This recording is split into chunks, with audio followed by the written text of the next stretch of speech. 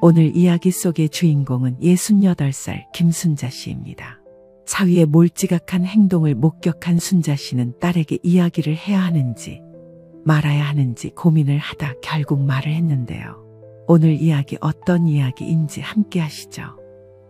구독과 좋아요, 알람 설정 꾹 눌러주세요. 김순자 씨는 이날도 평상시와 다름없이 아침 일찍부터 부엌에서 분주했습니다. 딸 미영이가 좋아하는 연근조림과 멸치볶음, 그리고 손자 민준이를 위한 달걀말이까지 정성스럽게 준비했습니다. 오늘은 연근조림도 넣어줘야지. 미영이가 임신했을 때 이것만 먹었는데. 순자 씨는 혼잣말을 하며 반찬통을 하나씩 챙겼습니다. 결혼한 지 5년이 된 딸이지만 워킹맘인 미영이가 매일 반찬을 챙기기 어렵다는 걸 잘 알고 있었기 때문입니다. 요즘 준호도 야근이 많다더니 미영이 혼자 아이 키우느라 얼마나 힘들겠어. 오전 10시쯤 순자 씨는 큰 가방에 반찬통들을 정리해서 넣었습니다. 미영이는 9시에 출근하고 사위 준호도 보통 8시 반에는 집을 나서니까 지금쯤이면 아무도 없을 시간이었습니다. 심지어 민준이도 어린이집에 가 있을 시간이었습니다. 집에서 딸네 집까지는 걸어서 20분 정도 거리였습니다. 순자 씨는 평소 운동 삼아 걸어 다니는 것을 좋아했는데 오늘따라 유난히 더웠습니다. 7월 초여름 날씨에 아침부터 햇볕이 따가웠기 때문입니다. 아이고, 오늘 진짜 덥네. 미영이네 가서 잠깐 쉬었다 가야겠다. 순자 씨는 중간중간 그늘에서 쉬면서 딸네 집으로 향했습니다. 가방이 꽤 무거웠지만 딸과 손자를 위한 일이라 생각하니 전혀 힘들지 않았습니다. 딸네 아파트 단지에 도착하자 순자 씨는 평소처럼 경비실 아저씨에게 인사를 했습니다. 안녕하세요. 아, 김순자님, 오늘도 반찬 들고 오셨네요. 따님이 참 복이 많으세요. 에이, 뭘요? 당연한 일이죠. 김순자 씨는 엘리베이터를 타고 12층으로 올라갔습니다.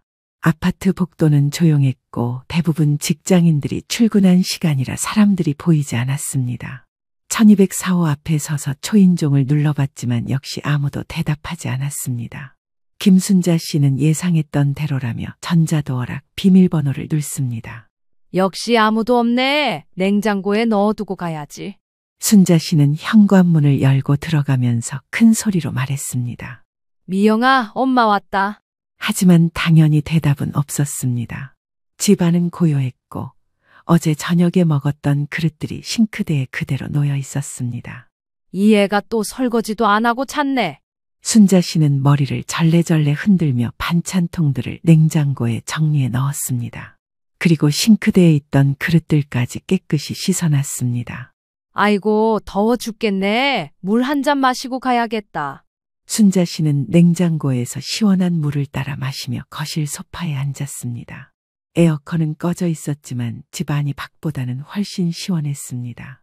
조금만 쉬었다 가야겠다. 걸어오느라 땀이 다 났네. 순자 씨는 소파에 기대어 앉으며 딸네 집을 둘러봤습니다. 거실에는 민준이의 장난감들이 여기저기 흩어져 있었고 TV 앞에는 어제 본 듯한 DVD가 그대로 놓여 있었습니다. 이 집도 정리 좀 해야겠네. 미영이가 워낙 바쁘긴 하지만. 순자 씨는 물을 한 모금 더 마시며 잠시 쉬기로 했습니다. 밖이 너무 더워서 당장 나가기가 힘들었습니다. 평소 같으면 반찬만 넣어두고 바로 나갔을 텐데 오늘은 정말 날씨가 유난했습니다. 이때만 해도 순자 씨는 30분 후에 일어날 일을 전혀 예상하지 못했습니다. 그저 딸을 위해 반찬을 갖다 주고 더위를 피해 잠시 쉬고 있는 평범한 어머니였을 뿐이었습니다.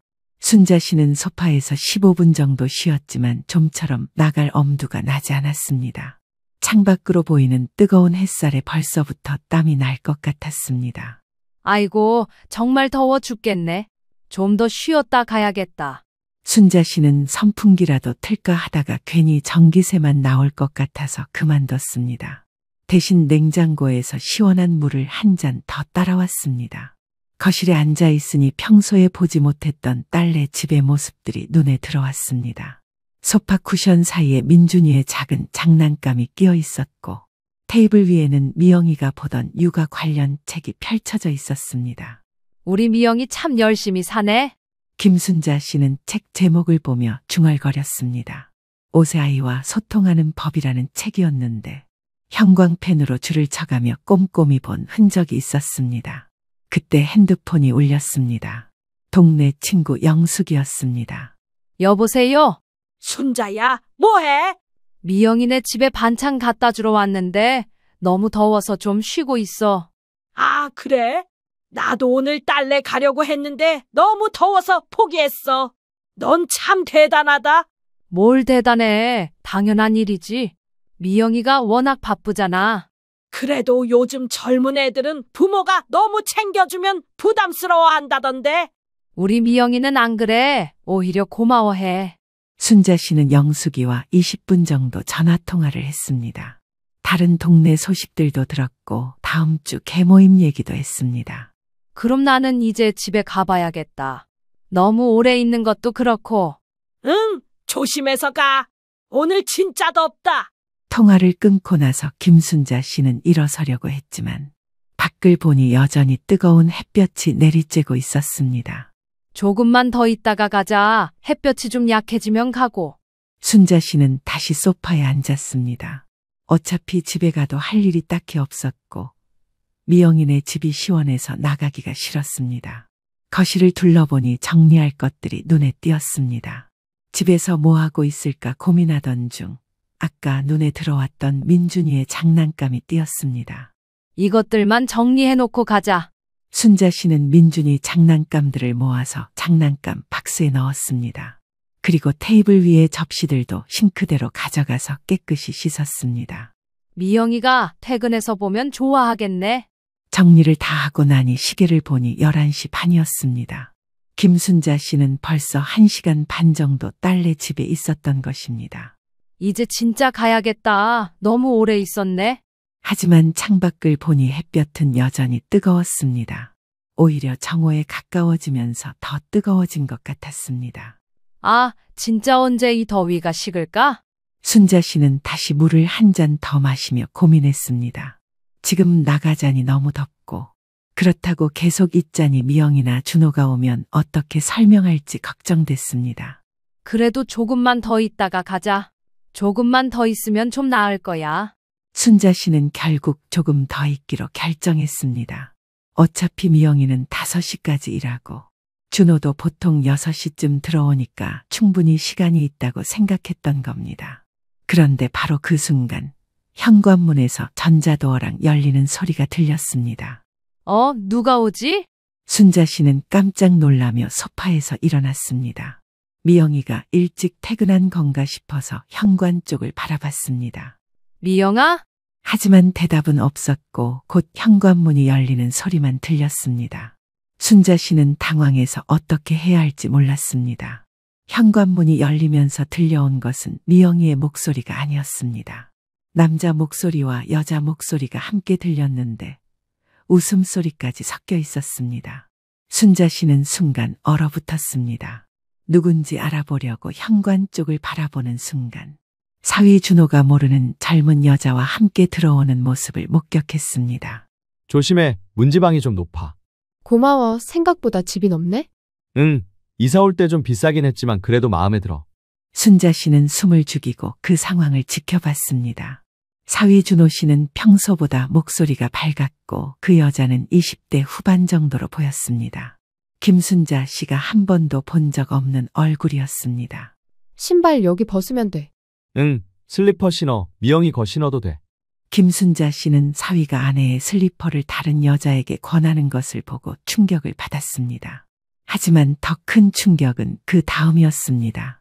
둘이 거실로 들어오면서 자연스럽게 손을 잡고 있었던 것입니다. 마치 연인처럼 말입니다. 물 마실래? 아니면 커피. 물이면 충분해. 목만 좀 축여주면 돼. 순자 씨는 어떻게 해야 할지 몰라서 당황했습니다. 지금 나가자니 어색하고 그렇다고 계속 숨어 있자니 들킬까봐 무서웠습니다. 사위가 냉장고에서 물을 따라오는 동안 그 여자는 거실을 둘러보며 감탄했습니다. 진짜 예쁘게 꾸며놨네. 특히 이 소파 좋다. 미영이가 고른 거야. 나는 별로였는데. 역시 여자들이 인테리어 감각이 좋긴 하지. 순자 씨는 그 대화를 들으며 분노가 치밀어 올랐습니다. 자기 딸이 정성스럽게 꾸민 집에서 다른 여자와 이런 대화를 나눈다는 사실에 화가 났습니다. 여기 앉아. 사위는 그 여자를 소파에 앉히며 물을 건넸습니다. 김순자 씨가 방금 전까지 앉아있던 바로 그 소파였습니다. 고마워. 오늘 정말 더워서 죽는 줄 알았어. 에어컨 틀까? 괜찮아. 이 정도면 시원해. 순자 씨는 작은 방으로 피해 있었습니다. 거실에 있다가는 들킬 수도 있고 무엇보다 이 상황을 더 이상 보고 싶지 않았던 겁니다. 제발 들키지 말자. 그리고 빨리 나가줬으면 좋겠다. 하지만 작은 방에 숨어서도 거실에서 들려오는 대화 소리는 계속 들렸습니다. 요즘 어때? 회사 일은? 그럭저럭 새 프로젝트 시작해서 바쁘긴 한데 나쁘지 않아. 우리 회사도 요즘 바빠. 야근도 많고. 그래서 요즘 자주 못 만났구나.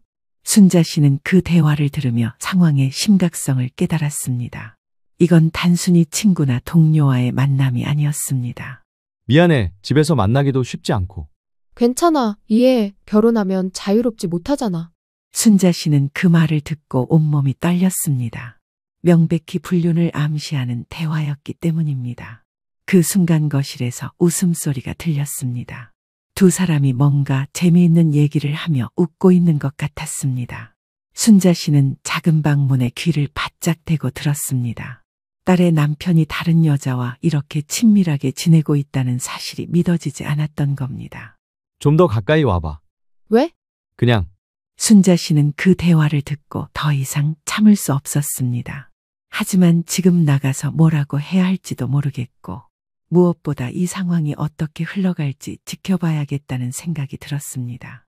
시계를 보니 12시가 조금 넘었습니다. 순자 씨는 이들이 언제까지 있을지 그리고 미영이는 언제 올지 걱정하며 차근해서 숨을 죽이고 있었습니다. 화장실에 숨어있던 순자 씨는 거실에서 계속 들려오는 대화에 더욱 충격을 받았습니다.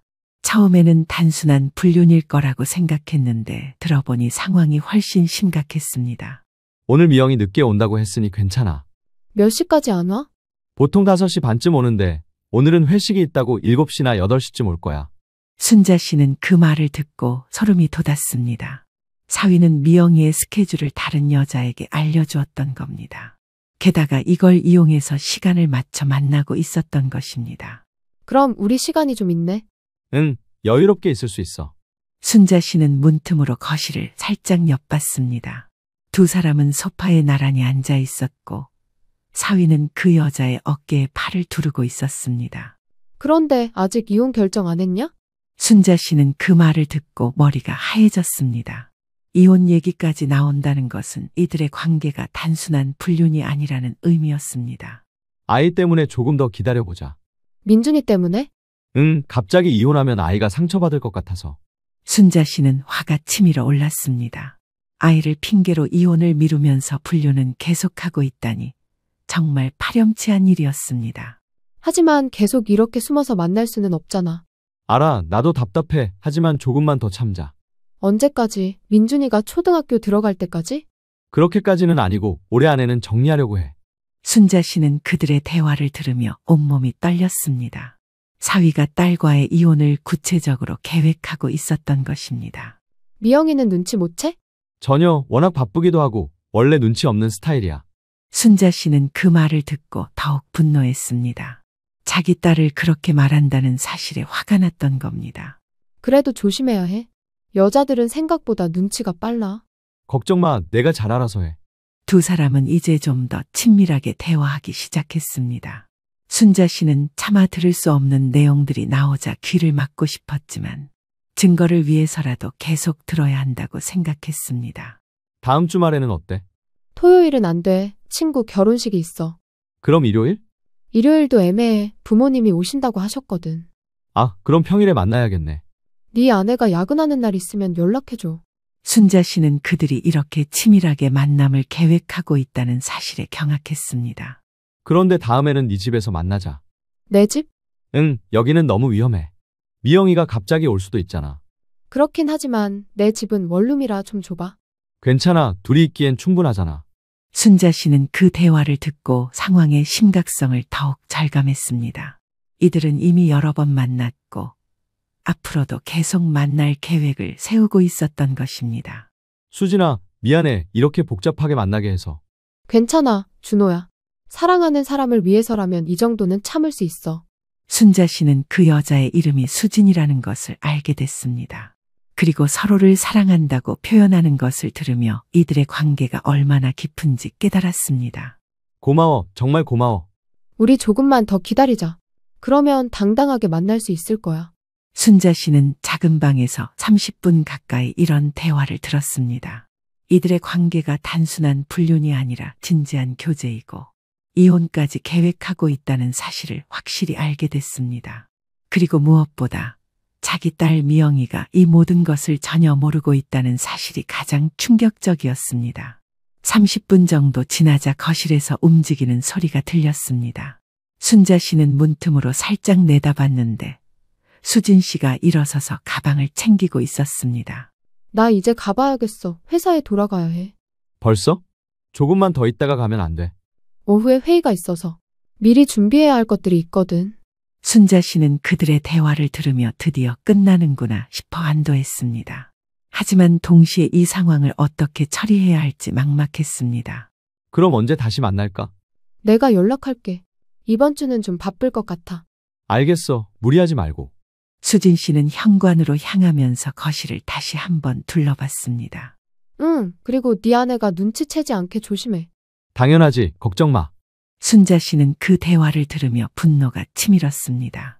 자기 딸을 속이면서도 이렇게 태어날 수 있다니 말입니다. 두 사람이 현관으로 이동하는 소리가 들렸습니다. 순자 씨는 화장실 문을 조금 더 열어서 상황을 지켜봤습니다. 조심해서 가. 응, 너도 그리고 오늘 고마웠어. 사위는 여자를 현관까지 배웅하며 마지막까지 다정하게 대했습니다. 마치 진짜 연인들처럼 말입니다. 다음에 만날 때는 좀 더 여유롭게 시간 보내자. 그래, 내가 시간 잘 맞춰볼게. 현관문이 열리는 소리가 들렸습니다. 그럼 갈게. 응, 연락해. 현관문이 닫히는 소리가 들리자 순자 씨는 잠시 안도했습니다. 하지만 사위가 아직 집에 있다는 사실이 문제였습니다. 사위는 내연녀를 보내고 나서 거실로 돌아와 소파에 앉았습니다. 그리고 핸드폰을 꺼내서 뭔가를 확인하고 있었습니다. 후, 정말 더웠네. 사위는 혼잣말을 하며 에어컨을 켰습니다. 그리고 냉장고에서 시원한 음료를 꺼내 마셨습니다. 순자 씨는 사위가 언제 나갈지 몰라서 화장실에서 계속 기다렸습니다. 이 상황에서 나가서 마주치면 어떻게 설명해야 할지 막막했기 때문입니다. 10분 정도 지나자 사위가 다시 움직이는 소리가 들렸습니다. 이제 나가야겠다. 사위는 에어컨을 끄고 불을 점검했습니다. 그리고 현관으로 향하면서 중얼거렸습니다. 미영이가 오기 전에 돌아와야지. 순자 씨는 그 말을 들으며 사위가 아직도 미영이를 속일 생각만 하고 있다는 사실에 경악했습니다. 현관에서 신발 신는 소리가 들리더니 곧 문이 열리고 닫히는 소리가 들렸습니다. 그리고 전자도어랑 문이 잠기는 소리까지 들린 후에야 집안이 조용해졌습니다. 순자 씨는 한동안 화장실에서 나오지 못했습니다.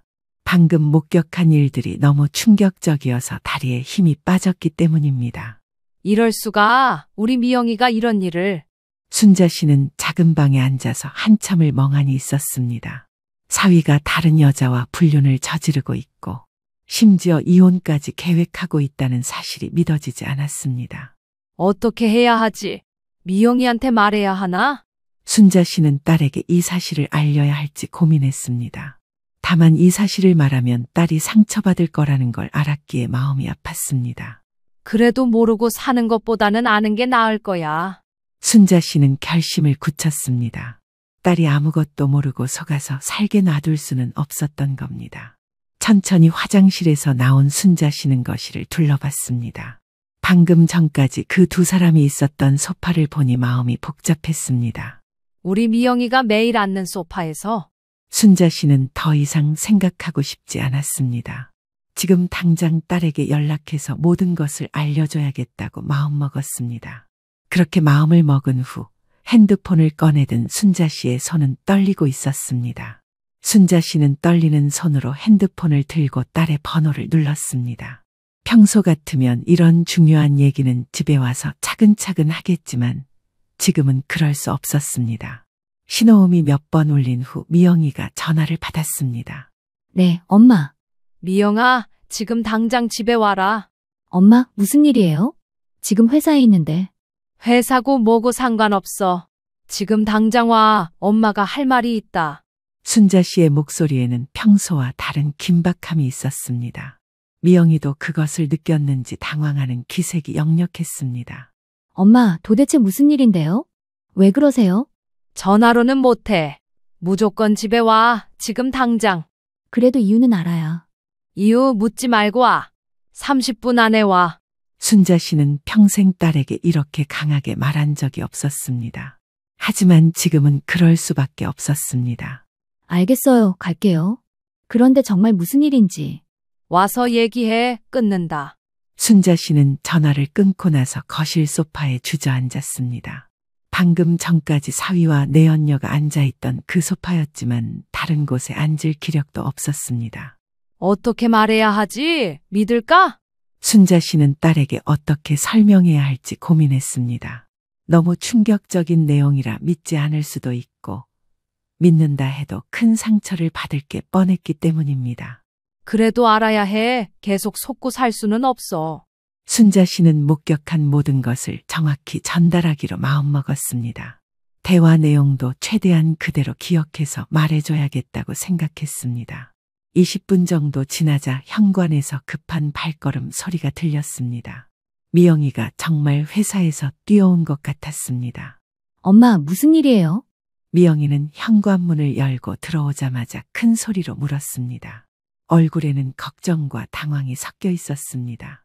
미영아, 여기 와서 앉아. 엄마, 도대체 무슨 일이에요? 회사에서 갑자기 나온다고 하니까 다들 놀라더라고요. 앉아서 엄마 얘기 들어봐.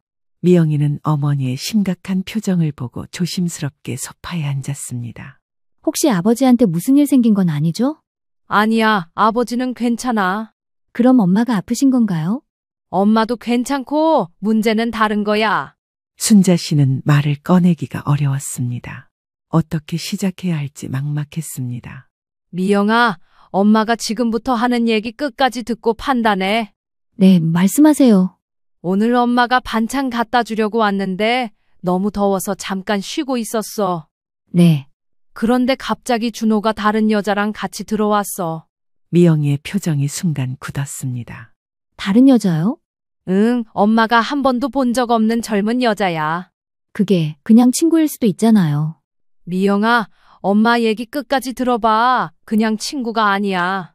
순자 씨는 목격한 모든 상황을 차근차근 설명하기 시작했습니다. 두 사람이 손을 잡고 들어온 것, 친밀한 스킨십 그리고 무엇보다 나눈 대화 내용까지 말입니다. 준호가 오늘 미영이 늦게 온다고 했으니 괜찮다고 했어. 그런 말을 했다고요? 응, 그리고 그 여자가 아직 이혼 결정 안 했냐고 물어봤어. 미영이의 얼굴이 하얗게 변했습니다. 이혼 얘기를요? 준호가 아이 때문에 조금 더 기다려보자고 답했어. 순자 씨는 목격한 모든 대화를 상세히 전달했습니다. 미영이는 듣는 내내 말을 하지 못했습니다. 순자 씨의 설명을 다 들은 미영이는 한동안 말을 하지 못했습니다. 얼굴이 창백해진 채 멍하니 앉아만 있었습니다. 엄마, 정말 그런 얘기를 했다고요? 응, 엄마가 직접 들었어. 그리고 그 여자 이름이 수진이야. 수진이요? 준호가 그렇게 불렀어. 그리고 서로 사랑한다는 말도 했고. 미영이는 고개를 숙이고 한참을 생각했습니다. 김순자 씨는 딸의 반응을 지켜보며 마음이 아팠습니다. 엄마가 오해한 것 아닐까요? 미영아, 엄마가 뭘 오해해? 내 눈으로 직접 봤고 내 귀로 직접 들었어. 그래도 준호가 그런 사람이 아닌데. 사람은 겉으로 알 수 없는 거야. 더군다나 남자들은. 미영이는 여전히 믿고 싶지 않다는 표정이었습니다. 5년간 함께 산 남편이 그럴 리 없다고 생각하는 것 같았습니다. 혹시 엄마가 잘못 들으신 건 아닐까요? 대화 내용을. 미영아, 엄마가 귀가 어둡나? 30분 동안 작은 방에 숨어서 다 들었어. 30분 동안이요? 응, 그들이 나갈 때까지 계속. 순자 씨는 들은 대화 내용을 더 자세히 반복해서 들려줬습니다. 특히 이혼 얘기와 앞으로의 만남 계획까지 말입니다. 사위가 다음에는 수진이 집에서 만나자고 했어. 수진이라는 사람 집에서요? 응, 여기는 위험하다면서. 미영이는 점점 동요하기 시작했습니다. 어머니의 말이 너무 구체적이고 일관성이 있었기 때문입니다. 그래도 확실한 증거가 있어야. 증거, 엄마가 직접 목격한 게 증거 아니야? 아니, 그게 아니라 좀 더 확실한. 순자 씨는 딸이 현실을 받아들이기 어려워하는 것을 이해했습니다. 하지만 이런 식으로 계속 부인하면 안 된다고 생각했습니다. 미영아, 준호 핸드폰 확인해봐. 핸드폰요? 응, 분명히 그 여자와 연락한 기록이 있을 거야. 하지만 남편 핸드폰을 몰래 보는 건. 지금이 그런 걸 따질 때야. 네 남편이 다른 여자와 바람 피우고 있는데? 미영이는 망설였습니다. 평소 같으면 절대 남편의 핸드폰을 몰래 볼 생각을 하지 않았을 텐데 어머니의 말이 너무 충격적이어서 확인하고 싶은 마음이 생겼습니다. 준호가 핸드폰에 잠금 장치 해놨는데. 비밀번호 모르나? 아, 민준이 생일로 해놨어요. 그럼 확인할 수 있잖아. 미영이는 한참을 고민하다가 결국 준호의 핸드폰을 찾아봤습니다. 마침 아까 나갈 때 두고 나갔던 건지 소파 구석에 떨어져 끼어 있었습니다. 여기 있네요. 열어봐. 미영이는 떨리는 손으로 핸드폰의 잠금을 해제했습니다. 그리고 메시지 목록을 확인했습니다. 수진이라는 사람한테 온 메시지가 많네요. 순자 씨는 안타까우면서도 다행이라는 생각이 들었습니다. 딸이 드디어 현실을 확인할 수 있게 된 것이니 말입니다. 뭐라고 되어 있어? 미영이는 메시지들을 하나씩 읽어나갔습니다. 읽을수록 얼굴이 더욱 하얗게 변했습니다. 오늘 오후에 집에서 시간 보내서 좋았다는 메시지가 있어요. 또 뭐가 있어? 지난주에는 미영이 야근한다고 하니까 우리 시간이 있겠다는. 미영이의 목소리가 점점 작아졌습니다. 그리고 우리 아파트 계약 언제 할까? 라는 메시지도 있어요. 아파트 계약? 둘이 같이 살 집을 구하고 있는 것 같아요. 순자 씨는 상황이 생각보다 더 심각하다는 것을 깨달았습니다. 다른 것도 더 있나? 미영이는 계속해서 메시지들을 확인했습니다. 몇 달 전부터 시작된 것 같은 대화들이 수없이 많았습니다. 엄마, 정말로 오래된 것 같아요. 몇 달 전부터. 그럼 이제 믿어지지? 미영이는 핸드폰을 내려놓고 고개를 숙였습니다. 더 이상 부인할 수 없는 명백한 증거들이었습니다. 어떻게 이런 일이. 미영아, 울지 마. 지금은 울 때가 아니야. 그럼 언제 울어요? 남편이 바람 피우고 있는데. 울고 나서 해결되면 울어. 지금은 어떻게 할지 생각해야 해. 순자 씨는 딸을 위로하면서도 현실적인 대응이 필요하다고 생각했습니다. 순자 씨와 미영이는 준호가 퇴근할 때까지 기다렸습니다. 미영이는 계속해서 핸드폰의 메시지들을 확인하며 현실을 받아들이려 노력했습니다. 엄마, 정말 어떻게 해야 할까요? 일단 준호가 오면 추궁해보자. 변명할 기회라도 줘야지. 변명이 되겠어요? 이렇게 명백한 증거가 있는데. 그래도 본인 입으로 들어야 해. 그래야 나중에 후회 안 하잖아. 시간은 더디게 흘러갔습니다.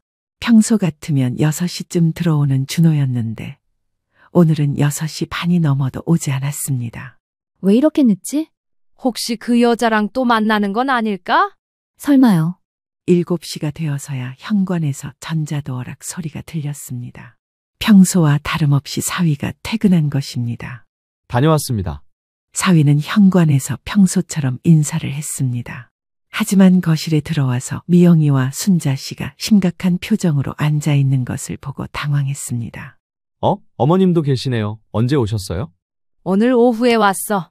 아, 그러셨구나. 미영아, 왜 그렇게 심각한 표정이야? 미영이는 남편의 얼굴을 바라보며 어떻게 말을 시작해야 할지 고민했습니다. 순자 씨가 대신 입을 열었습니다. 준호야, 앉아봐. 할 얘기가 있어. 네. 사위는 어리둥절한 표정으로 소파에 앉았습니다. 평소 장모님이 이렇게 심각하게 말씀하시는 경우가 없어서 당황스러웠습니다. 오늘 오후에 누가 왔었지? 오늘 오후요? 아무도 안 왔는데요? 순자 씨와 미영이는 사위가 거짓말을 한다는 것을 확인했습니다. 정말 아무도 안 왔어? 네, 정말로요. 왜 그러세요? 미영이가 핸드폰을 들어 올렸습니다. 그럼 이 메시지는 뭐야? 메시지? 수진이라는 사람한테 집에서 시간 보내서 좋았다고 보낸 거. 사위의 얼굴이 순간 굳었습니다. 자신의 핸드폰이 노출됐다는 것을 깨달은 것입니다. 그건 그게 뭐야? 설명해봐. 어머님, 오해세요. 그냥 친구예요. 친구가 우리 아파트 계약 언제 할까? 라는 메시지를 보내. 사위는 더 이상 변명할 수 없다는 것을 알았습니다. 하지만 여전히 부인하려고 했습니다. 미영아, 그건 오해야, 진짜로. 오해? 내가 직접 봤는데 오해라고. 직접 봤다는 게 무슨 뜻이에요? 오늘 오후에 수진이라는 여자랑 같이 들어오는 거 내가 다 봤어. 사위의 얼굴이 완전히 하얗게 변했습니다. 그때 어머님이 계셨다고요? 응, 작은 방에 숨어서 너희들 하는 소리 다 들었어. 들었다는 게. 오늘 미영이 늦게 온다고 했으니 괜찮다고 한 것도 들었고, 아직 이혼 결정 안 했냐는 것도 들었어. 사위는 더 이상 변명할 수 없었습니다. 모든 것이 들통난 상황이었습니다.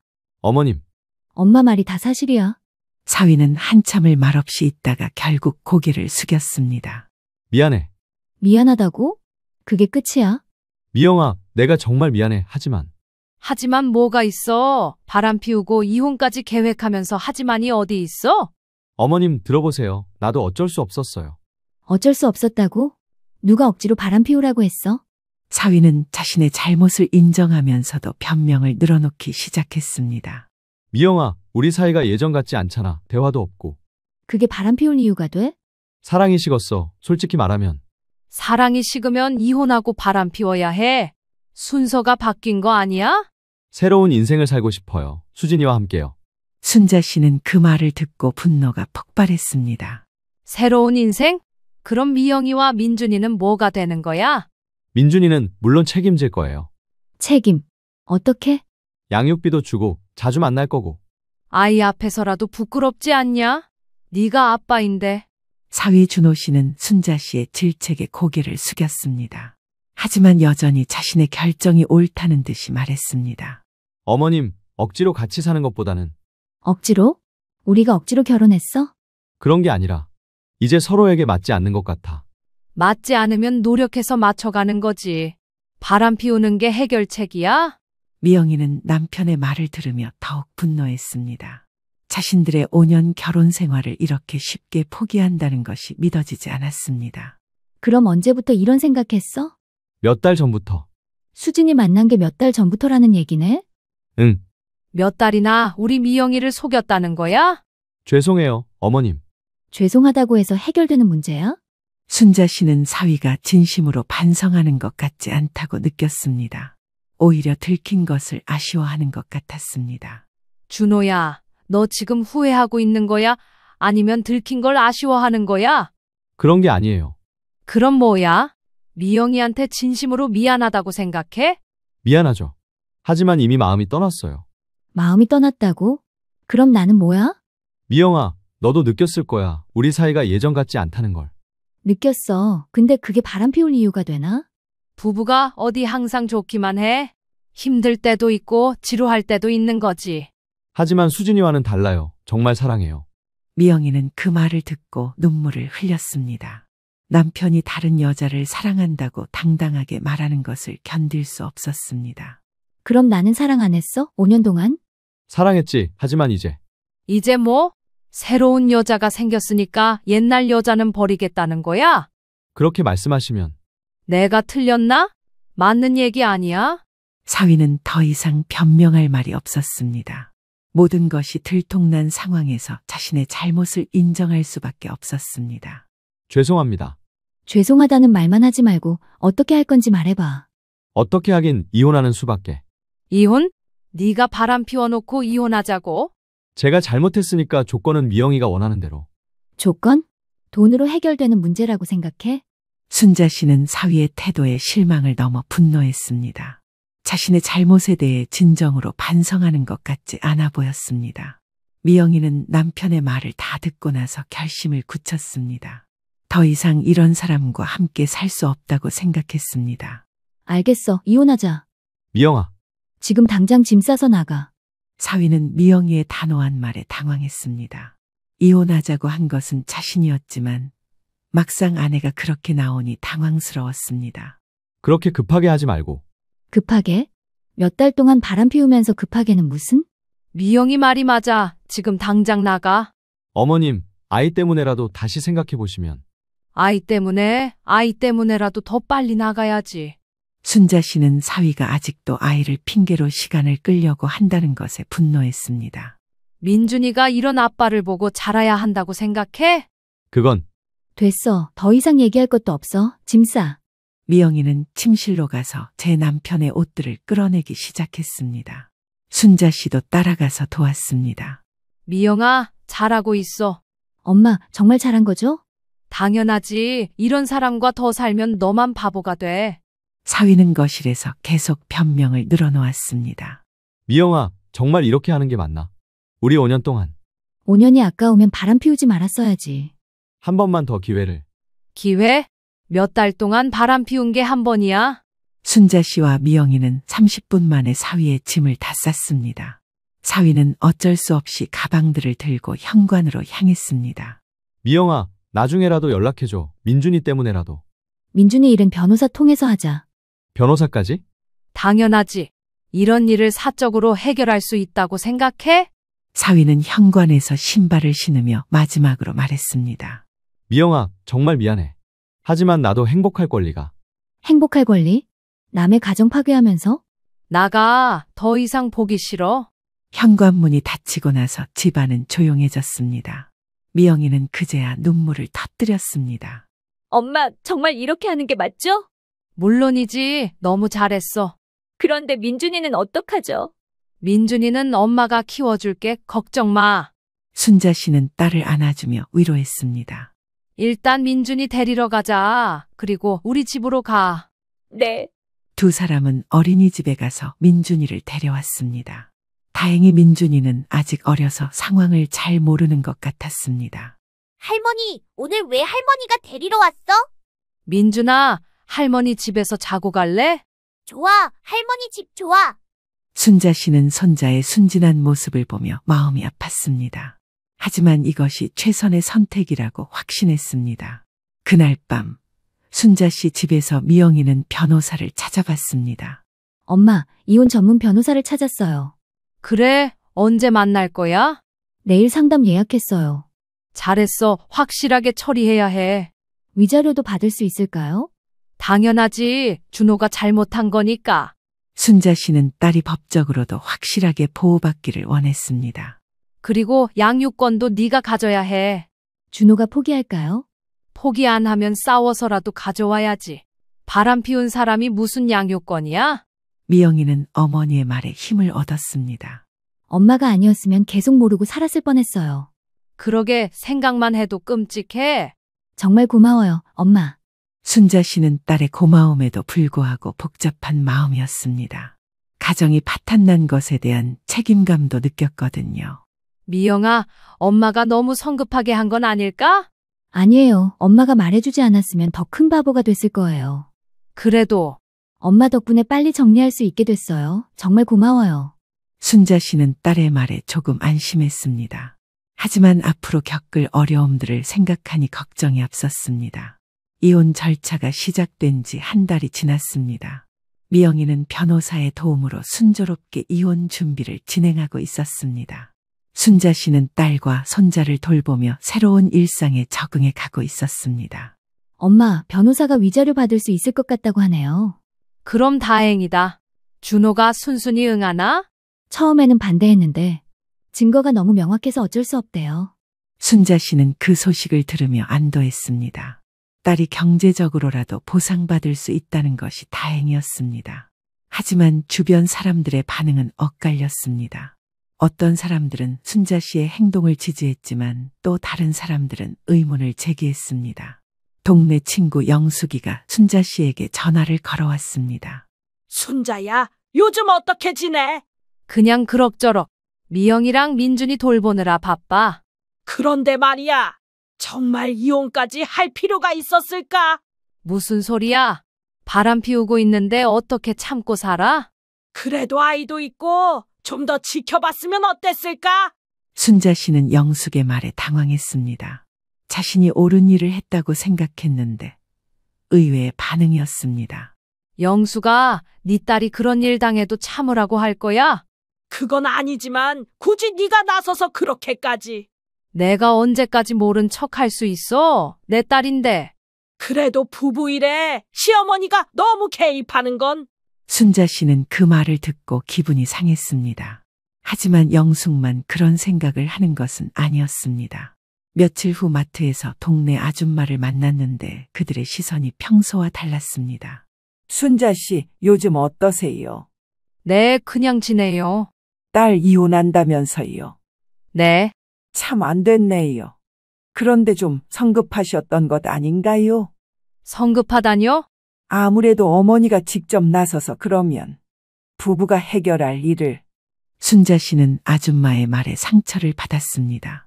자신이 딸을 위해 한 일인데 오히려 비난받는 것 같았습니다. 그럼 가만히 있어야 했나요? 내 딸이 속고 사는데. 그래도 굳이 그렇게까지 할 필요가 있었나 싶어서요. 필요 없었다고요? 부부싸움은 칼로 물베기라고. 시간이 지나면 해결될 수도 있었는데. 순자 씨는 더 이상 대화하고 싶지 않아서 자리를 떴습니다. 집에 돌아온 순자 씨는 미영이에게 그 얘기를 했습니다. 미영아, 엄마가 너무 성급하게 한 걸까? 엄마, 왜 그런 말씀을 하세요? 사람들이 자꾸 그런 얘기를 하네. 굳이 그렇게까지 할 필요가 있었냐고. 미영이는 어머니의 고민을 이해했습니다. 엄마가 말해줘서 더 큰 바보가 되기 전에 알았어요. 정말? 네, 몇 달 더 지나면 그 사람이 먼저 이혼하자고 했을 거예요. 그럼 더 당황스러웠을 거고. 그래도 혹시 엄마가 실수한 건 아닐까 싶어서. 절대 아니에요. 엄마가 아니었으면 지금도 모르고 살고 있었을 거예요. 순자 씨는 딸의 말에 조금 위안을 받았습니다. 그리고 민준이도 지금은 어리니까 모르지만 나중에 크면 할머니가 엄마를 도와줬다는 걸 고마워할 거예요. 그럴까? 물론이죠. 할머니가 용기 내주셔서 우리가 새 출발할 수 있게 됐어요. 하지만 순자 씨의 고민은 계속됐습니다. 특히 사위가 지속적으로 복귀하려고 시도할 때마다 더욱 그랬습니다. 사위는 몇 번이나 순자 씨에게 전화를 걸어왔습니다. 어머님, 제가 정말 잘못했습니다. 한 번만 더 기회를 주세요. 기회는 무슨, 너 아직도 그 여자랑 만나고 있잖아. 아니에요. 정리했어요. 거짓말하지 마. 미영이가 다 알고 있어. 실제로 미영이는 사위가 여전히 수진과 연락하고 있다는 것을 알고 있었습니다. 엄마, 준호가 또 연락했어요. 돌아오고 싶다고. 돌아온다고. 그 여자는? 아직 만나고 있는 것 같아요. 친구가 봤다고 하더라고요. 역시 반성하는 척만 하는 거야. 순자 씨는 사위의 이런 태도를 보며 자신의 선택이 옳았다고 다시 한번 확신했습니다. 미영아, 절대 흔들리지 마. 그런 사람이랑 다시 살면 안 돼. 알아요. 엄마, 저도 이제 마음 정리됐어요. 민준이도 할머니 집에서의 생활에 적응해 가고 있었습니다. 할머니, 아빠 언제 와? 민준아, 아빠는 다른 곳에서 살기로 했어. 왜? 어른들 사정이 있어. 대신 할머니가 민준이 돌봐줄게. 할머니가 더 좋아. 순자 씨는 손자의 말에 웃었지만 동시에 마음이 아팠습니다. 민준아, 아빠 보고 싶으면 언제든지 만날 수 있어. 지금은 괜찮아. 할머니랑 엄마가 있으니까. 순자 씨는 손자의 순수한 모습을 보며 자신의 결정에 대해 확신을 가지게 됐습니다. 비록 주변에서 비판하는 사람들이 있지만 딸과 손자가 행복하다면 그것으로 충분했습니다. 시간이 흘러 이혼을 진행하는 날이 찾아왔습니다. 이날이 다가올수록 사위는 더 많은 연락을 해온 겁니다. 내가 잘못했어. 우리 다시 시작하자. 뭐, 다시? 네가 해온 행동이 있는데 다시라는 말이 나와? 난 그럴 생각 없어. 그러니까 법원에서 봐. 미영이는 그때마다 딱 잘라 거절 의사를 밝혔습니다. 그렇게 법원에 가는 날, 미영이가 걱정되어 앞까지 따라온 순자 씨의 앞에 준호 씨가 나타났습니다. 예전과는 달리 볼살이 쏙 빠져 피골이 상접하다는 말이 저절로 나올 지경이었습니다. 사위는 미영이를 보자마자 한 걸음에 달려와 무릎을 꿇었습니다. 이게 뭐 하는 짓이야? 미영아, 내가 잘못했어. 마지막으로 기회를 줘. 자네 지금 머리가 어떻게 됐어? 내 딸 가슴에 그리 대못을 박아놓고는 이제 와서 기회를 달라고 해. 나는 기회 같은 거 줄 생각 없어. 그 잘난 수진이라는 여자한테 가서 함께 살자고 하던가. 미영이의 말에 사위의 얼굴이 급속도로 안 좋아졌습니다. 그리고는 머뭇거리며 입을 열었습니다. 지금은 깔끔하게 정리했어. 미영이 네가 위자료 청구 소송했잖아. 그 소송장 가지고 와서는 헤어지자고 난리를 치더라. 그 말에 순자 씨는 가슴속에서 통쾌함이 올라왔습니다. 내가 앞으로는 딴 곳에 절대 눈 돌리지 않을게. 그러니까 마지막으로 기회를 줬으면 해. 나도 너 같은 건 내 자식 아빠로 둘 생각 없어. 그냥 얌전히 이혼이나 해. 미영이는 그렇게 말하고는 바로 법원 안으로 들어가 버렸습니다. 몇 시간 후 법원에서 나오는 미영이는 개운해 보이는 얼굴을 하고 있었고 반대로 사위는 하얗게 질려 있었습니다. 미영아, 뒤에서 부르든 말든 순자 씨와 함께 차를 타고 나온 미영이는 입을 열었습니다. 앞으로 우리랑 연관될 일 없을 거예요. 그래, 우리 미영이 마음 고생 많이 했지. 고생했어. 네 아버지도 알면 좋아하실 거야. 얼른 가서 말씀드리려고 해요. 엄마, 저 때문에 고생하게 해서 죄송해요. 앞으로는 효도할게요. 효도는 무슨 효도를 한다고 그래. 엄마는 언제나 네 편이야. 이혼했다고 기죽지 말고 항상 당당하게 행동해. 순자 씨는 미영이의 오른손을 꼭 잡아주며 말했습니다.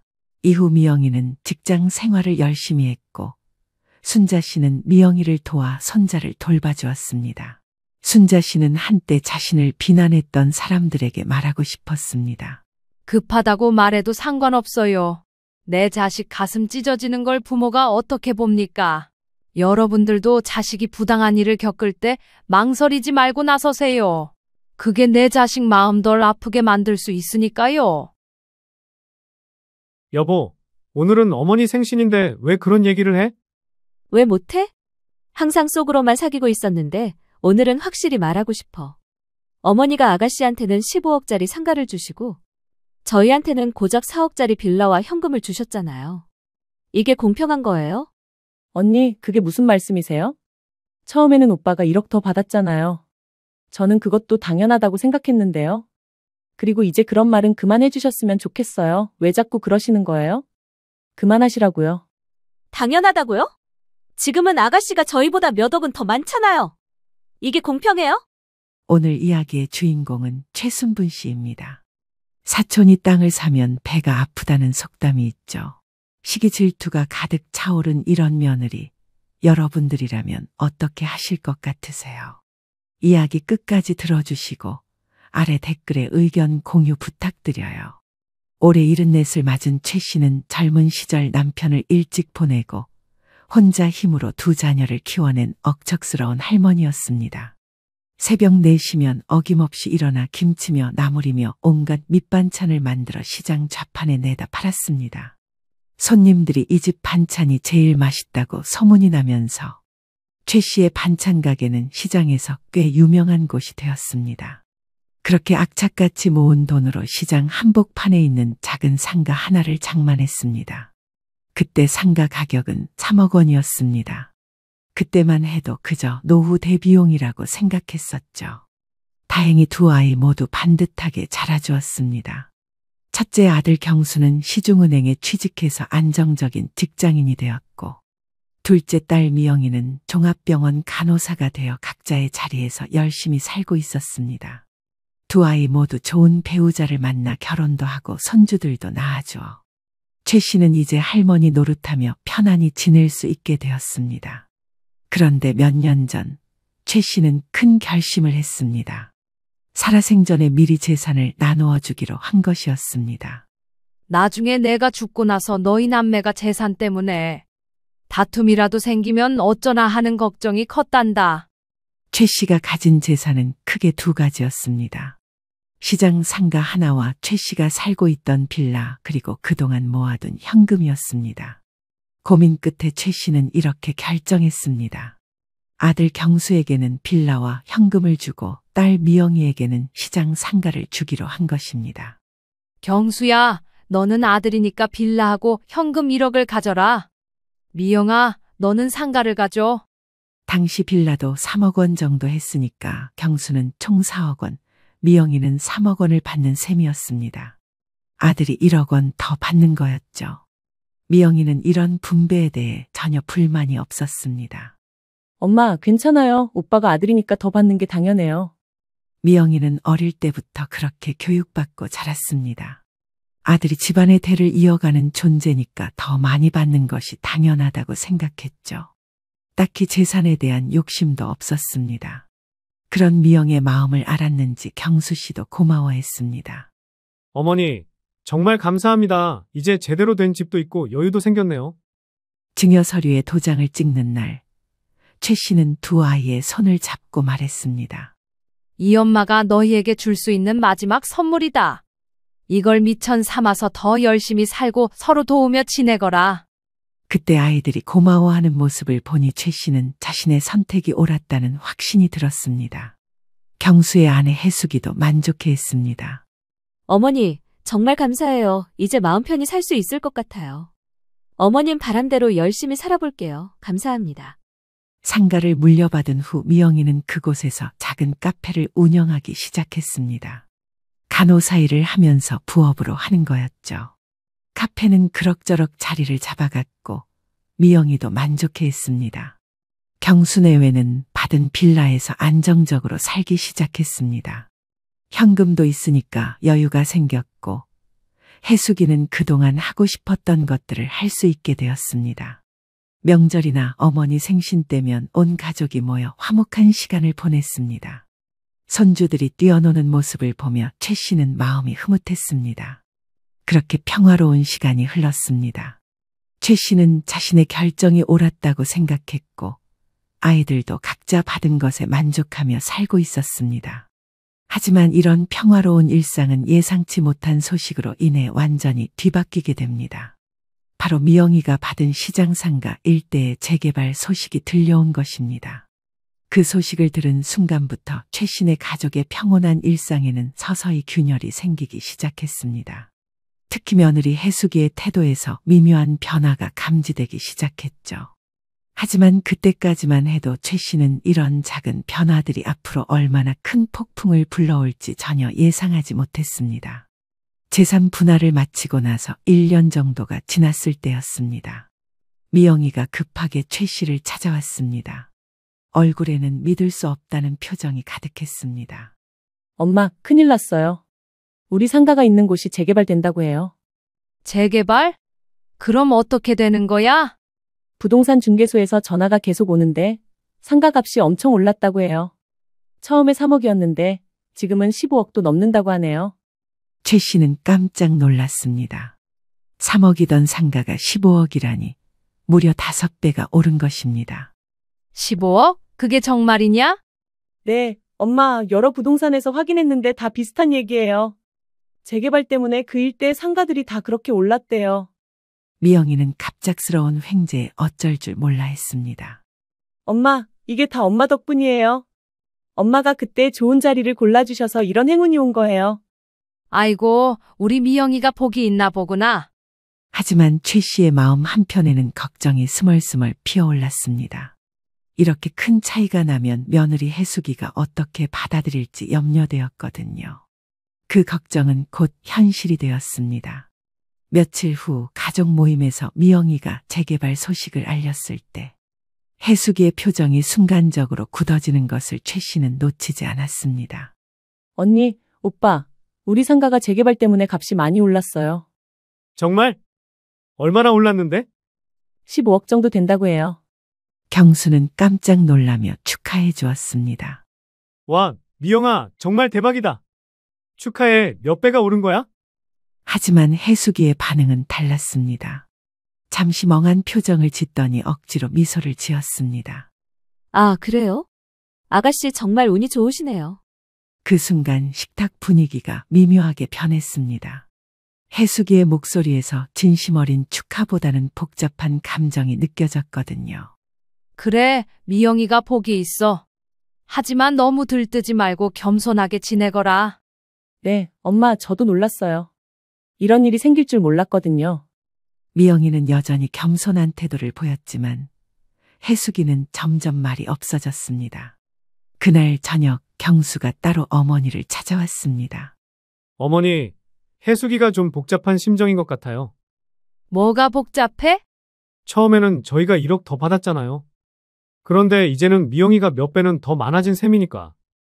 최 씨는 아들의 말을 듣고 한숨을 쉬었습니다. 예상했던 일이 벌어지기 시작한 것입니다. 경수야, 그건 우연히 그렇게 된 거야. 내가 처음부터 그럴 줄 알고 그런 게 아니란다. 저는 그걸 아는데 해수기는 좀 다르게 생각하는 것 같아요. 실제로 며칠 후부터 해수기의 태도에서 변화가 나타나기 시작했습니다. 미영이가 새로 산 옷이나 가방 이야기를 하면 예전 같으면 관심을 보였을 텐데 이제는 시큰둥한 반응을 보였습니다. 아가씨는 이제 15억짜리 건물 주니까 좋으시겠어요.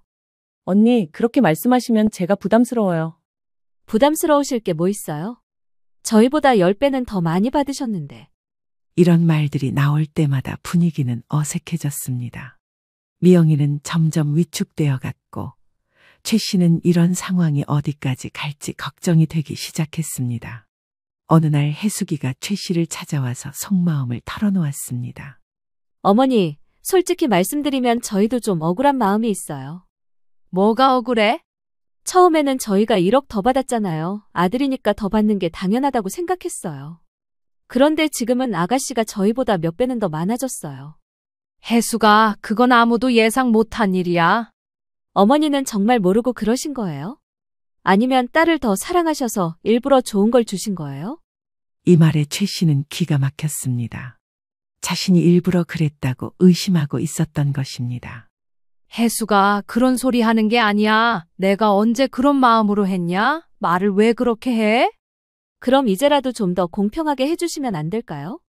아가씨 것 중에서 일부라도 저희한테 주시면 좀 덜할 것 같은데요. 그게 더 낫지 않겠어요? 서로 얼굴 붉힐 일 없고요. 최 씨는 해수기의 이런 요구에 당황했습니다. 이미 정리된 일을 다시 바꾸자고 하다니요. 얼굴을 붉힐 일이 뭐가 있어? 그리고 네가 지금 하는 말이 난 당최 무슨 소리인지 모르겠다. 그런 걸 알고 내가 나눠준 거라니? 사돈이 땅 사면 배 아프다더니 딱 그 짝인 게야. 틀린 말은 아니잖아요. 막말로 어머니도 다른 형제분들이 물려받은 재산이 갑자기 돈이 확 뛰어서 나보다 몇 배가 더 많아지면 콩고물이라도 받아먹고 싶지 않겠어요? 지금 그걸 말이라고 하니? 네가 지금 무슨 생각을 하고 있는지 모르겠지만 탐내거나 그러지 말아라. 이미 나눠줄 건 다 나눠줬고 그 이후의 일은 각자의 몫이지. 어머니야말로 제 말을 이해 못하시는 것 같으신데요. 암만 그래도 사람 마음이 그런 게 아니죠. 그날 밤 최 씨는 잠을 이루지 못했습니다. 좋은 의도로 한 일이 이런 갈등을 만들어낼 줄은 정말 몰랐습니다. 며느리의 태도는 단순히 금전적인 부분에 대한 질투심, 부러움이 한데 묶인 감정이었습니다. 그런데 시어머니인 자신한테 그 감정을 고스란히 드러내다니 생각이 없어 보이기까지 했습니다.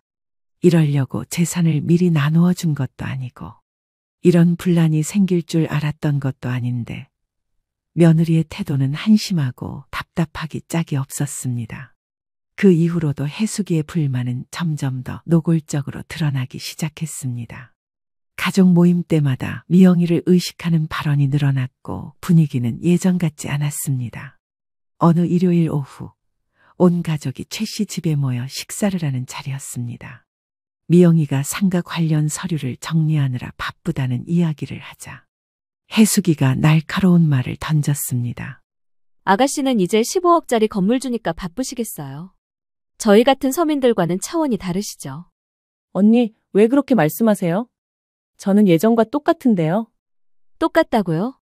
아가씨는 하루아침에 10억 넘는 부자가 되셨는데 어떻게 똑같다고 하세요? 그 말에 식탁 분위기가 차갑게 식었습니다. 경수가 아내를 제지하려 했지만 해수기는 쉽게 물러서지 않았습니다.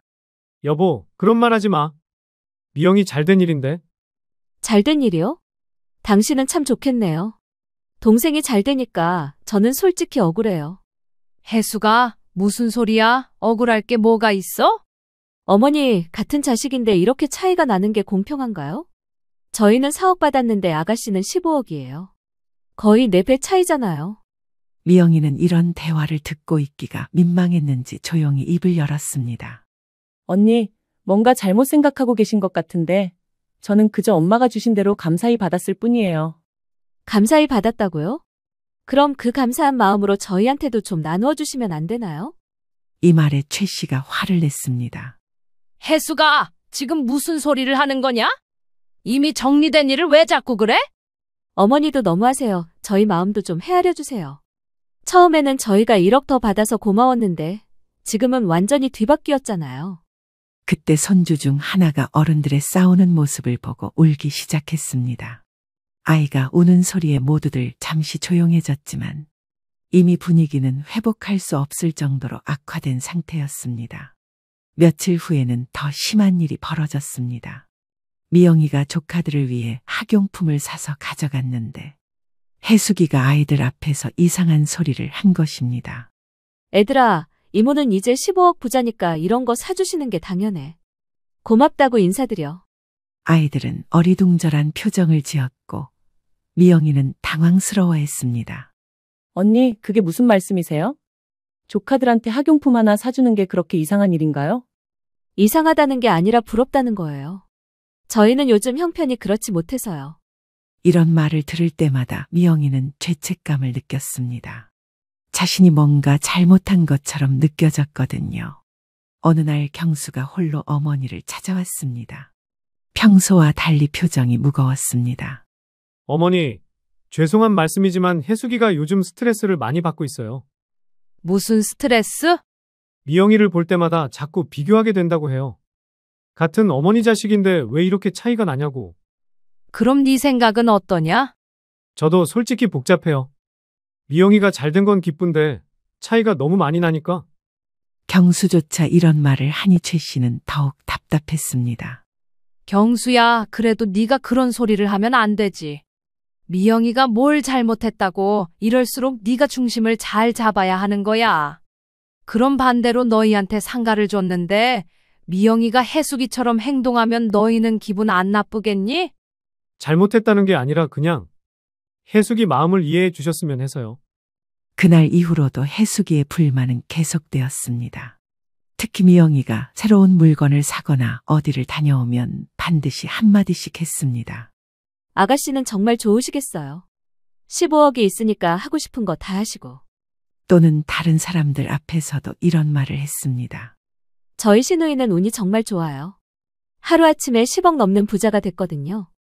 이런 말들 속에는 미묘한 시기와 질투가 담겨 있었습니다. 이런 일들이 반복되면서 가족 모임의 분위기는 점점 더 냉랭해졌습니다. 미영이는 집에 올 때마다 눈치를 보게 되었고 최 씨는 이런 상황이 어디까지 갈지 걱정이 되기 시작했습니다. 최 씨는 이제 심각하게 고민하기 시작했습니다. 이런 식으로 계속한다면 가족이 완전히 분열될 수도 있다는 생각이 들었기 때문입니다.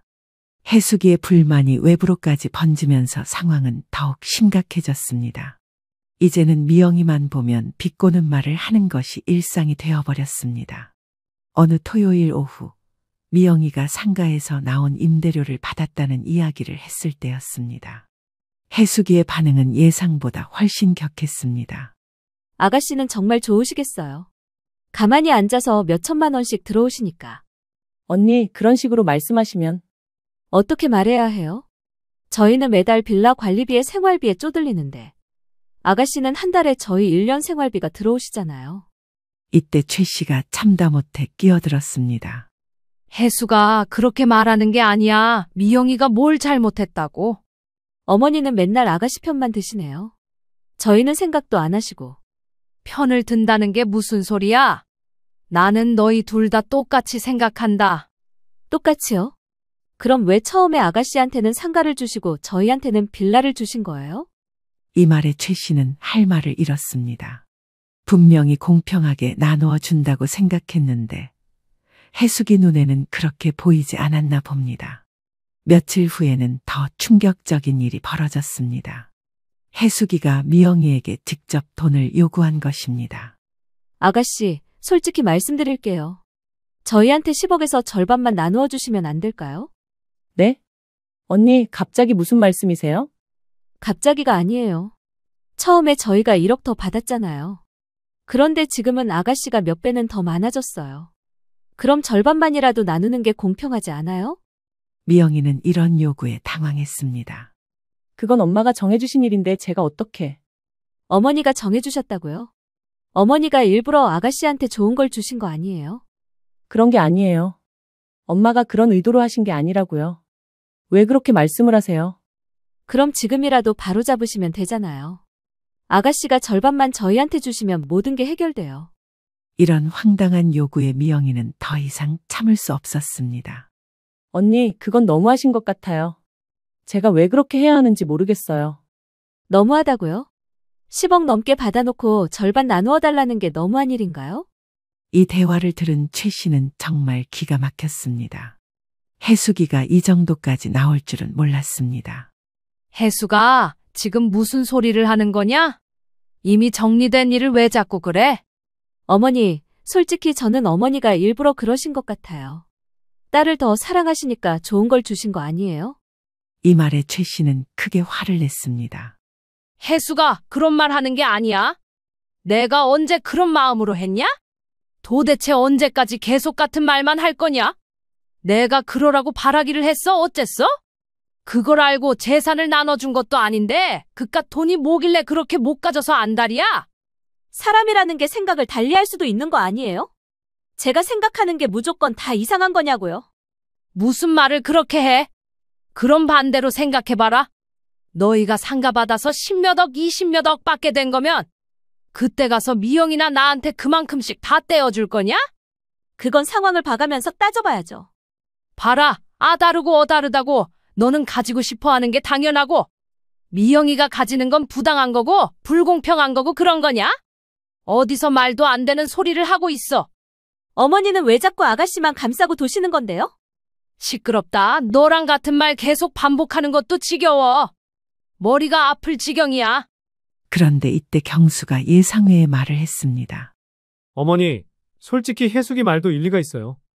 경수야, 너까지 왜 그래? 차이가 너무 많이 나잖아요. 처음에는 저희가 1억 더 받았는데 지금은 미영이가 몇 배 넘게 많아졌어요. 그건 인정하셔야죠. 차이가 너무 나긴 하니까요. 아들마저 이런 말을 하니 최 씨는 정말 실망했습니다. 경수야, 그럼 너도 미영이 것을 나누어 달라는 거냐? 그런 게 아니라 어머니가 좀 더 공평하게 다시 정리해 주시면? 최 씨는 아들의 이런 말에 크게 상심했습니다. 좋은 의도로 한 일인데 이제는 자신이 편파적인 어머니가 되어버린 것입니다. 그날 밤 미영이가 울면서 최 씨를 찾아왔습니다. 엄마, 저 때문에 가족이 이렇게 되는 것 같아서 너무 괴로워요. 미영아, 네 잘못이 아니야. 엄마가 미안하다. 엄마, 차라리 제가 언니한테 좀 나누어 주는 게 나을까요? 그런 소리 하지 마.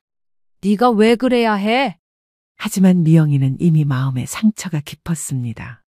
가족들로부터 받는 압박감과 죄책감에 시달리고 있었던 것입니다.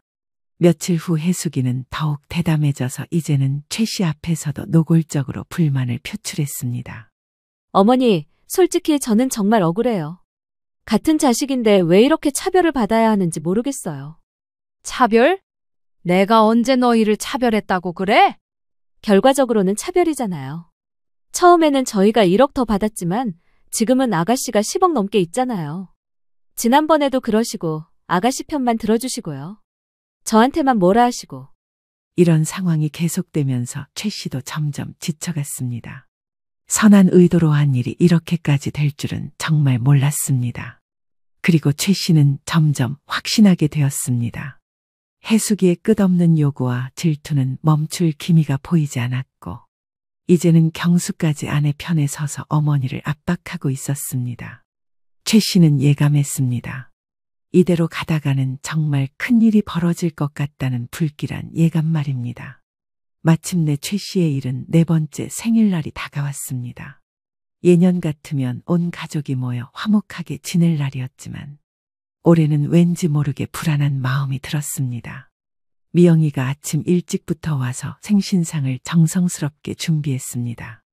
최 씨가 좋아하는 미역국과 나물들, 그리고 손수 만든 생신 케이크까지 준비해서 식탁에 가득 차렸습니다. 엄마, 생신 축하해요. 건강하게 오래오래 사세요. 고맙다, 미영아. 이렇게 정성스럽게 준비해줘서. 저녁 무렵 경수 내외와 손주들도 도착했습니다.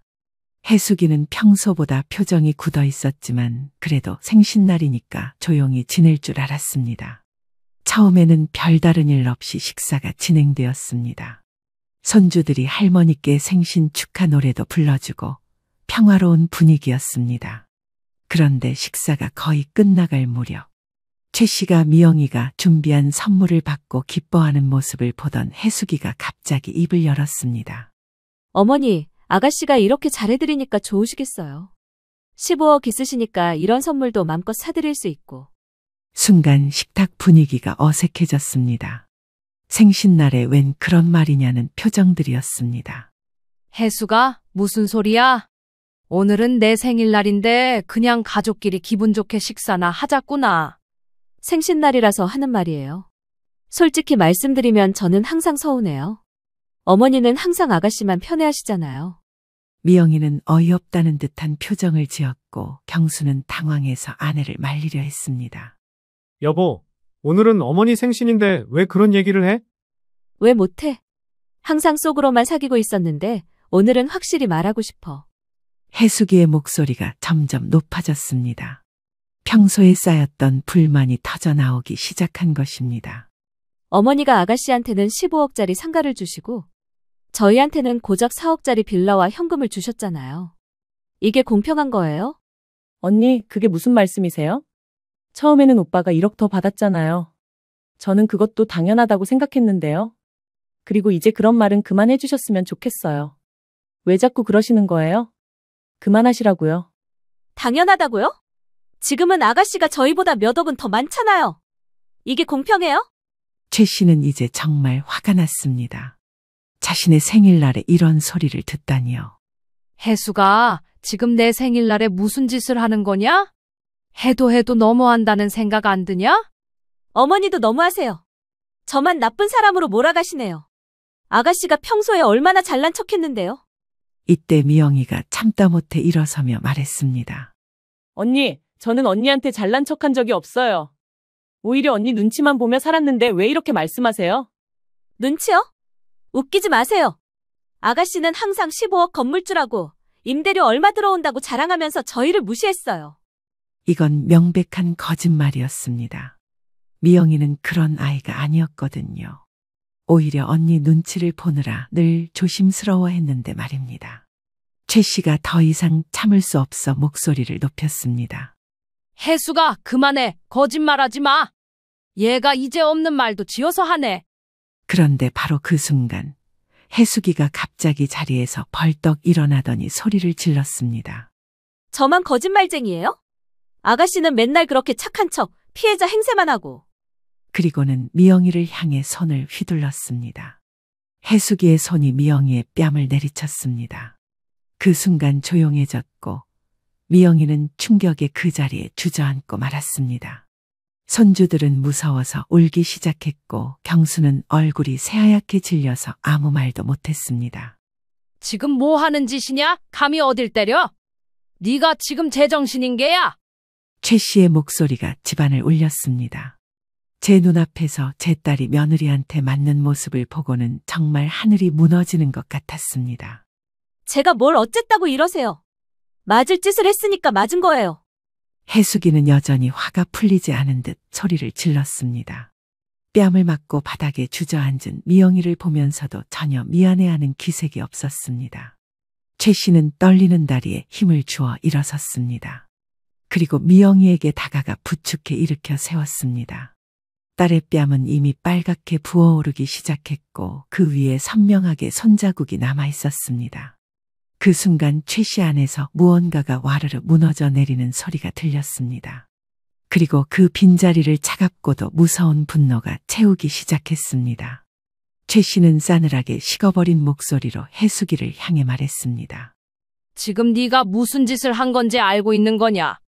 해숙이는 최 씨의 위협적인 기세에 잠시 주춤했지만 이내 대들었습니다. 제가 뭘 어쨌다고 이러세요? 할 말 좀 했다고 해서 사람을 이렇게 몰아붙이시는 거예요? 할 말, 남의 뺨을 때리는 게 할 말이냐? 아가씨도 맞을 짓을 했으니까 맞은 거예요. 10억 넘게 받아놓고 우리한테 한 푼도 안 나누어주면서. 너 정말 어쩌려고 이러는 거야? 최경수, 너 당장 네 마누라 데리고 나가. 여보, 일단 지금은 그냥 가자. 여기서 뭘 더 했다가는. 아들 경수 씨가 잔뜩 성질에 못 이겨 소리를 질러대는 며느리를 데리고 갔습니다. 얼이 빠진 미영 씨는 여전히 볼을 부여잡고 있었고 최 씨는 그 모든 것을 지켜볼 수밖에 없었죠. 그 순간 최 씨는 중요한 결심을 내렸습니다. 이 며느리와는 더 이상 한 지붕 아래에서 같은 하늘을 이고 살아갈 수 없다는 것을요.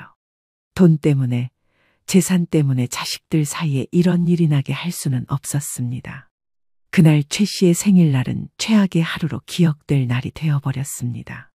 그 끔찍한 생신날 이후 최 씨는 한숨도 제대로 잘 수 없었습니다. 눈을 감으면 해숙이가 미영이의 뺨을 때리던 그 순간이 계속 떠올랐습니다. 제 평생 손 한 번 안 대고 키운 딸인데 며느리가 감히 어떻게 그럴 수 있었을까요? 다음 날 아침 일찍 미영이가 찾아왔습니다. 뺨에 붓기는 많이 빠졌지만 아직도 빨간 자국이 남아 있었습니다. 엄마, 괜찮으세요? 어젯밤에 잠 못 주무셨죠? 미영아, 네 뺨은 어떠냐? 많이 아프냐? 괜찮아요. 엄마, 별로 안 아파요. 하지만 미영이의 눈에는 깊은 상처가 남아 있었습니다. 뺨의 상처보다 마음의 상처가 더 컸을 것입니다. 미영아, 엄마가 미안하다. 엄마 때문에 이런 일이 생겼구나. 엄마 잘못이 아니에요. 언니가 너무 심했어요. 최 씨는 딸을 보며 마음이 아팠습니다. 착한 미영이가 이런 일을 당하다니 정말 화가 치밀었습니다. 오후에는 예상했던 대로 경수가 찾아왔습니다. 얼굴이 경직되어 있었고 어머니를 바라보기조차 부끄러운 듯했습니다. 어머니, 정말 죄송합니다. 제가 아내를 제대로 말리지 못해서. 경수야, 이제 와서 미안하다고 하면 뭐하냐? 이미 일은 다 벌어졌는데. 어머니, 해숙이도 지금 많이 후회하고 있습니다. 집에 가서 울면서 반성하고 있어요. 후회? 반성? 어젯밤에 미영이 뺨 때릴 때는 언제고? 경수는 할 말을 잃고 고개만 떨구었습니다. 그런 아들을 보니 최 씨는 더욱 화가 났습니다. 경수야, 너도 마찬가지야. 네 아내가 네 동생을 그렇게 괴롭히는데 왜 막지 않았어? 어머니, 저도 말렸는데 해숙이가 워낙. 말렸다고? 제대로 말렸으면 어젯밤 같은 일이 일어났겠냐? 어디서 가짜는 핑계야. 너도 똑같아. 네 동생이 그렇게 맞았는데. 뭐라고 한마디라도 하지는 못할 망정. 그리고 내 재산을 미리 나눠준 게 너희들 잘 살라고 나눠준 거지. 이렇게 쌈박질이나 하라고 준 거야? 그럴 거면 토로내놔. 그게 불만이면 니들이 알아서 살아보던가 해. 어머니, 죄송하다는 말밖에 드릴 말씀이 없어요. 정말 죄송해요. 그때 일은 저도 미영이한테 따로 사과할게요. 최 씨는 이제 아들에게도 실망했습니다. 한 집안의 가장이라면서 자기 아내도 제대로 통제하지 못하다니요. 그날 저녁, 최 씨는 오랜 고민 끝에 중요한 결정을 내렸습니다. 바로 변호사를 찾아가기로 한 것입니다. 다음 날 오전, 최 씨는 평소 알고 지내던 이 변호사 사무실을 찾아갔습니다. 이 변호사는 최 씨가 상가를 살 때도 도움을 준 믿을 만한 분이었습니다. 어머님, 웬일로 이렇게 일찍 오셨어요? 변호사님, 큰일이 생겼어요. 상담 좀 받고 싶어서 왔습니다. 최 씨는 그동안 있었던 일들을 차근차근 설명했습니다. 해숙이의 지속적인 불만과 질투 그리고 결정적으로 미영이를 때린 사건까지 모든 것을 말했습니다. 이 변호사는 최 씨의 이야기를 끝까지 들은 후 심각한 표정을 지었습니다. 어머님, 정말 고생 많으셨겠어요. 이런 일이 가정에서 일어나다니. 변호사님, 제가 딸한테 준 상가를 다시 되찾을 수 있을까요? 잠깐만요. 어머님, 상가는 따님이 받으신 게 맞죠? 그럼 며느리한테서 되찾는 게 아니라. 아, 제가 설명을 잘못했나요? 상가는 미영이가 받았는데 해숙이가 그걸 나누어 달라고 하면서 미영이를 때린 거예요. 아, 그렇다면 상황이 다르네요. 일단 자식들에게 나눠준 재산에 대한 직접적인 증여 취소는 어렵지만 다른 방법이 있을 수 있어요. 이 변호사의 설명에 따르면 미영이가 받은 상가를 직접 취소하기는 어렵지만 해숙이의 폭행으로 인한 손해배상이나 가족 간 갈등 해결을 위한 조정 등의 방법이 있다는 것이었습니다. 하지만 가장 좋은 방법은 가족끼리 합의하는 것입니다. 법적 분쟁은 가족 관계를 더욱 악화시킬 수 있거든요. 변호사님, 저는 이미 마음을 정했어요. 해숙이 같은 사람과는 더 이상 가족으로 지낼 수 없어요. 최 씨는 이 변호사와 상의해서 우선 내용 증명을 보내기로 했습니다. 해숙이의 폭행에 대한 책임을 묻고 앞으로 미영이에게 접근하지 말라는 경고의 내용이었습니다. 며칠 후 내용 증명이 경수 앞으로 발송되었습니다. 해숙이의 폭행에 대한 법적 책임을 묻고 미영이에 대한 재산 요구를 즉시 중단하라는 내용이었습니다. 그날 저녁 경수가 급하게 달려왔습니다. 내용 증명을 받고 깜짝 놀란 모양이었습니다. 어머니, 이게 무슨 일이에요? 변호사까지 동원하시는 거예요? 그래, 내 마음은 이미 정해졌다. 어머니, 그럼 저희는 어떻게 해야 해요? 해숙이가 법적 처벌을 받으면 그건 해숙이가 알아서 해야 할 일이야. 나는 더 이상 그 아이와 한 가족으로 지낼 수 없다. 경수는 어머니의 단호한 말에 절망했습니다. 어머니, 한 번만 더 기회를 주세요. 해숙이한테 확실히 말하겠습니다. 기회? 몇 번의 기회를 더 줘야 하냐? 이미 선을 넘었어. 그때 해숙이도 함께 왔는지 현관문 밖에서 소리가 들렸습니다. 어머니, 저예요. 들어가도 될까요? 최 씨는 해숙이를 보고 싶지 않았지만 마지막으로 할 말이 있어서 들어오라고 했습니다. 해숙이는 들어오자마자 무릎을 꿇고 사과했습니다. 어머니, 정말 죄송합니다. 제가 정신이 나갔었어요. 지금 와서 미안하다고 하면 다 해결되는 줄 아냐? 어머니, 한 번만 용서해 주세요. 다시는 그런 일 없을 거예요. 아가씨한테도 진심으로 사과하겠어요. 하지만 최 씨의 마음은 이미 굳어 있었습니다. 해수가 네가 내 딸을 때린 그 순간 우리는 이미 남남이 되었다. 더 이상 할 말 없다. 그날 밤 최 씨는 처음으로 마음이 편했습니다. 오랫동안 쌓였던 분노와 억울함에 대한 대응을 시작했기 때문입니다. 이제 정정당당하게 맞서 싸울 준비가 되어 있었습니다. 내용 증명을 받은 후 며칠 동안 경수 내외는 혼란에 빠져 있었습니다.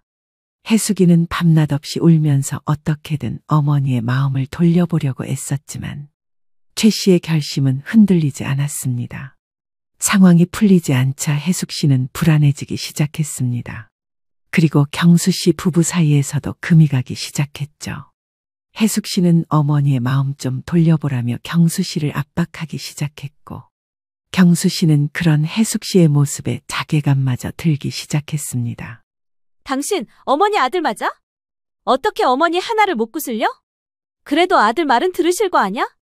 진짜 나 죽는 꼴 보고 싶어서 그래? 당신도 이제 그만 좀 해. 처음에 어머니가 그만하라고 했을 때 멈췄으면 이런 일도 없었잖아. 자기 기분에 못 이겨서 멋대로 분풀이 해놓고서는 왜 이제 와서 그래? 미영이 뺨 때린 건 당신이 100번 1000번 잘못한 거야. 그럼 이대로 어머니가 소송인지 뭔지 한다는데 두고 보기만 할 거라고? 나보고 깜빵이라도 가라 이거야? 솔직히 난 모르겠어. 당신이 그렇게 돈에 집착하는 사람인지 몰랐어. 물론 당신 말 듣고 나도 미영이가 부러운 건 사실이었지. 근데 그렇게까지 할 일은 아니지. 지금 살고 있는 이 집도 원래대로면 우리는 가지지도 못할 집이었잖아. 왜? 왜 이제 와서 효자, 좋은 오빠 코스프레야? 나만 좋자고 그런 거야? 억울하지도 않아? 당신이 아들 노릇 잘해서 더 받아오던가 했어야지. 안 그래? 다들 나만 나쁜 년 만드네? 지긋지긋하다. 이제 그만 좀 해.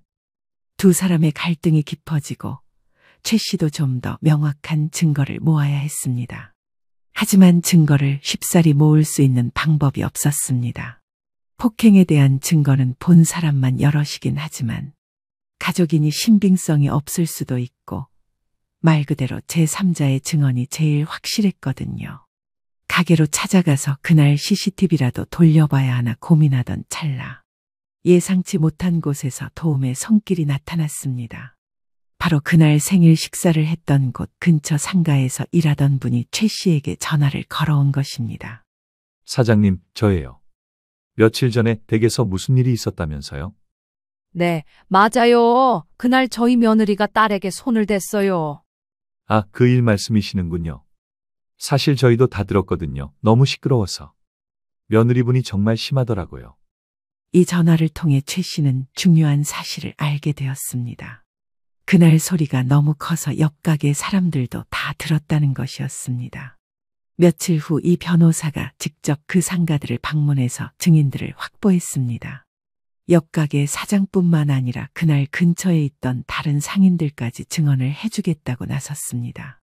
어머님, 증인 확보가 잘 됐습니다. 여러 사람이 그날 상황을 목격하셨대요. 변호사님, 그럼 이제 어떻게 하면 되나요?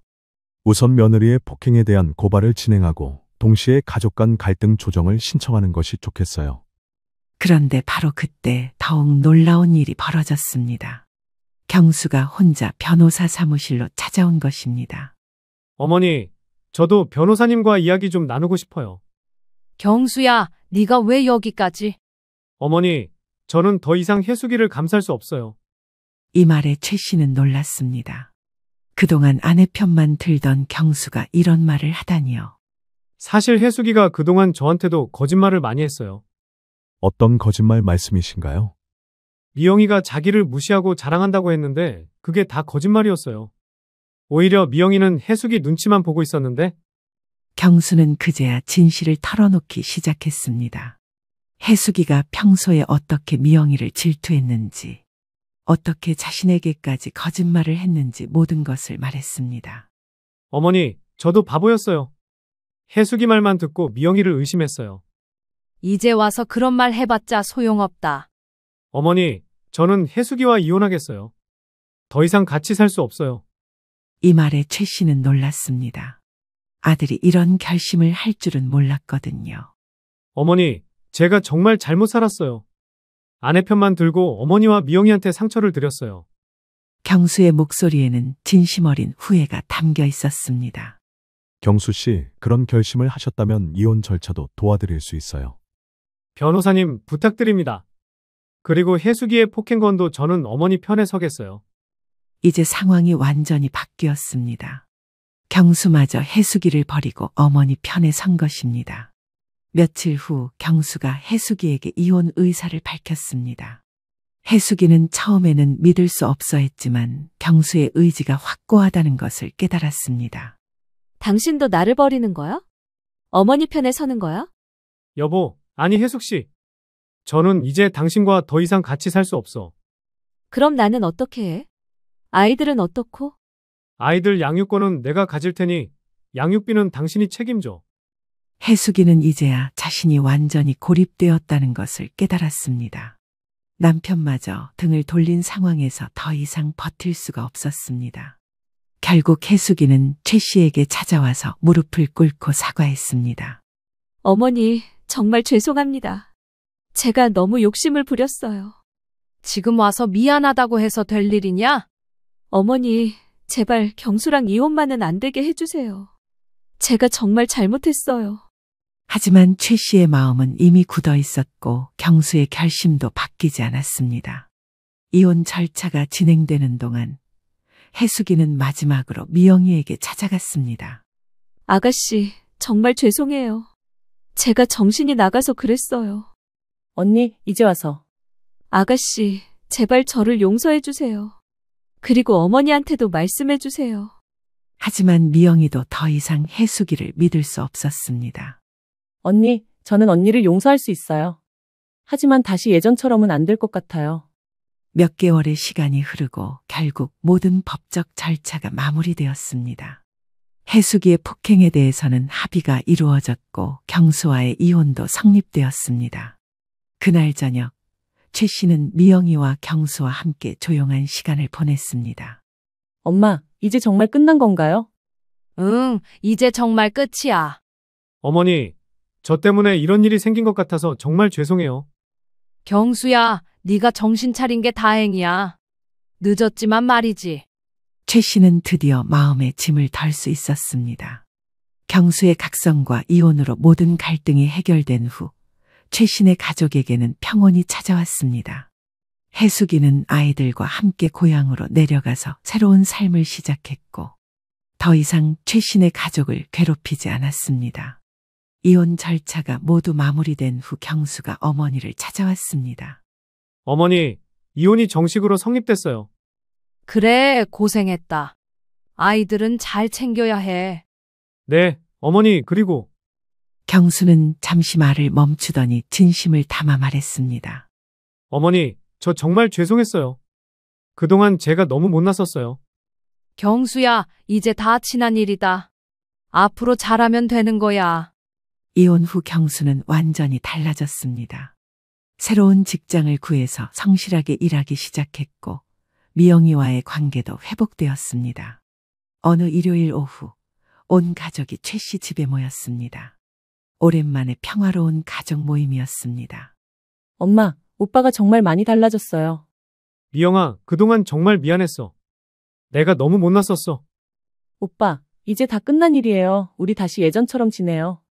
남매가 화해하는 모습을 보니 최 씨의 마음도 따뜻해졌습니다. 그래, 이제 정말 우리 가족다운 모습이구나.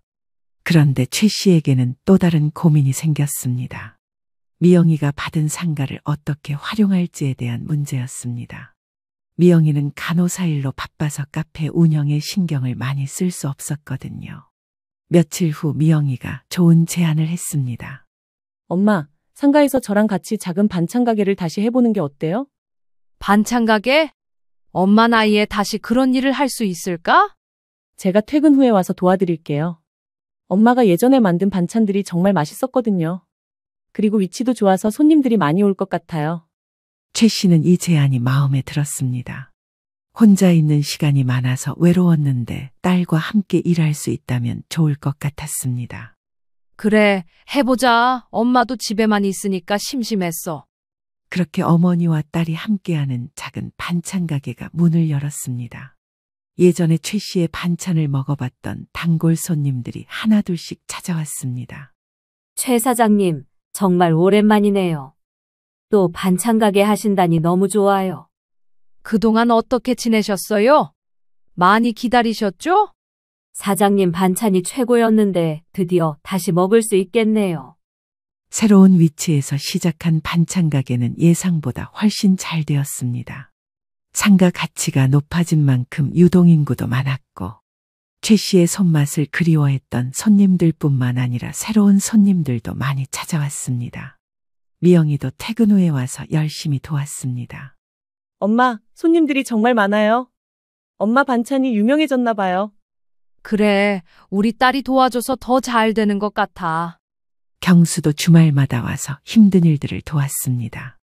경수야, 네가 이렇게 도와주니까 엄마가 정말 고맙다. 당연한 일이에요. 어머니, 제가 그동안 너무 못했으니까요. 몇 달이 지나자 반찬 가게는 동네에서 소문난 맛집이 되었습니다.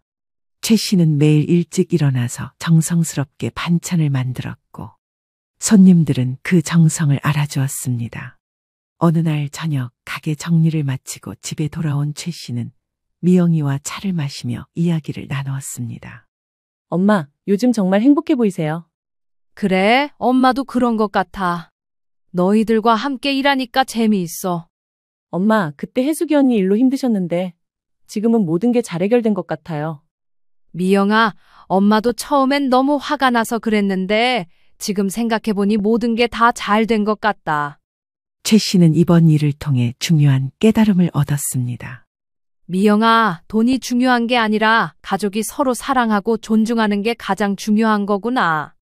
맞아요. 엄마, 이제 우리 가족이 정말 하나가 된 것 같아요. 그래, 앞으로는 재산 때문에 가족끼리 싸우는 일은 없을 거야. 엄마가 살아있는 동안은 엄마가 직접 관리하면서 너희들이 필요할 때마다 도와줄게. 엄마가 결정하시는 게 최고예요. 어느 날 경수가 가게에 와서 말했습니다.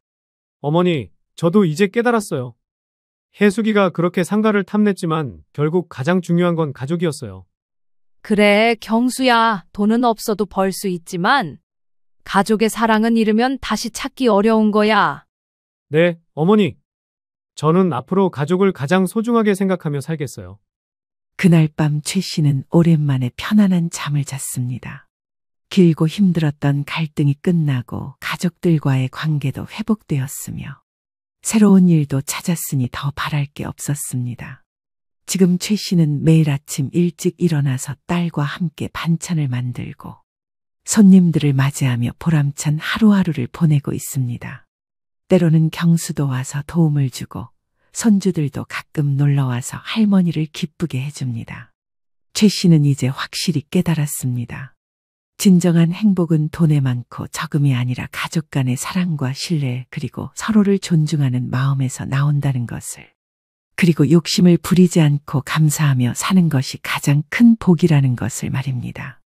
해숙이 같은 사람도 결국은 자신의 욕심 때문에 모든 것을 잃었지만 최씨네 가족은 시련을 통해 더욱 단단해질 수 있었습니다. 이것이 바로 최씨가 이번 일을 통해 얻은 가장 소중한 교훈이었습니다.